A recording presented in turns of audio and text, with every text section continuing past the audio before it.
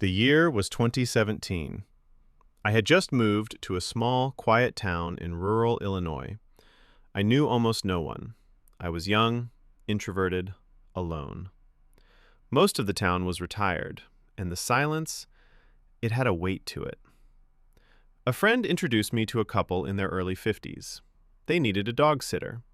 She thought it would help me connect with people, earn a little money, maybe feel less invisible. So I agreed to meet them. Scene 2. The house. The couple. Their home was a 1970s brick ranch house. Outdated, slightly crumbling. The kind of place that holds secrets in its walls. I explored abandoned buildings for fun, so it didn't bother me. The dogs were sweet. The couple was not. They were friendly enough on the surface, but when they looked at you, they didn't just make eye contact. They scanned you, slowly, head to toe, like they were measuring something. During the tour, they barely spoke. They would open a door, gesture inside, and quietly close it again. They mentioned selling firearms from the home. A side business, they said. That didn't concern me, but the cameras did. Scene 3. The cameras. They were everywhere. Outside, the hallway, the kitchen, the office, the garage, the backyard, the driveway, even pointed directly at the kitchen table.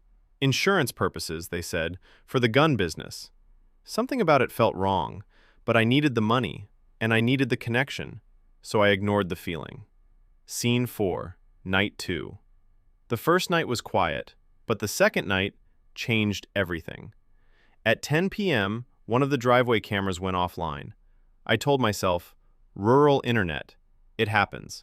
But before I even reached the door to check, the dogs exploded off the couch, barking, sprinting through the doggy door, into the dark. I ran to the back door. Both dogs, frozen at the fence line, barking into the woods. I couldn't see a thing, but something was there. I could feel it. Eventually, I got the dogs back inside. I blocked the doggy door with a heavy chair, and I went to bed. Scene 5. The chair. The next morning, I woke up late. The house was silent. Too silent. The dogs weren't there. I called their names. Nothing. I walked to the back door. They were already outside. I stood there confused. Then slowly, I turned around. The chair I had used to block the door was sitting in the corner of the room. Long pause. Someone had moved it. Scene 6. All cameras go dark. For the next 4 days, I stayed on edge, but nothing happened.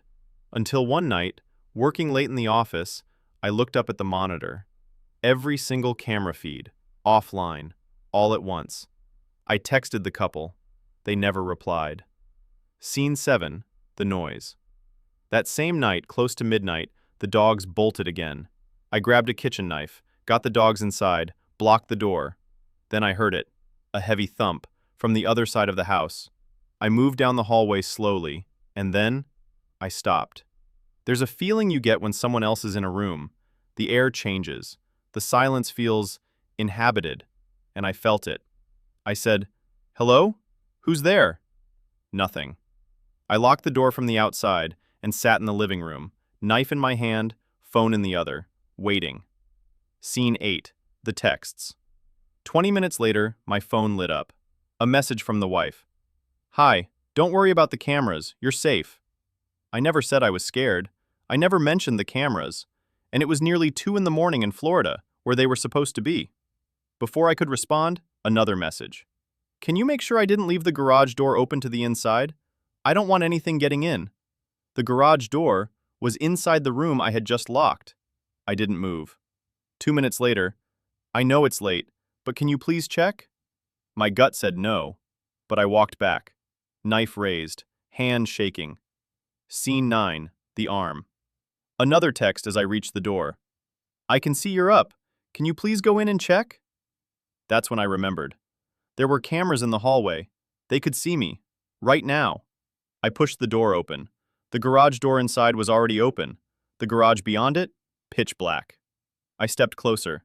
2 steps from the doorway, my phone screen lit up. The faint glow touched the wall beside the door, and I saw it. An arm, pressed flat against the wall. Someone standing there, in the dark, watching me.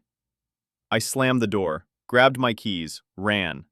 Scene 10. The car. I jumped into my car and hit the headlights. The garage door began to open, and in the light, I saw him, a grown man, crouching behind a box, right where I had just been standing. I floored it in reverse and drove straight to the police. They searched the house, found nothing, no intruder, no forced entry. 20 minutes later, a text arrived.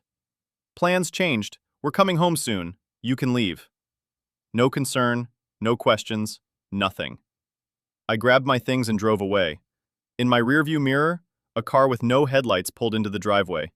I texted her. S.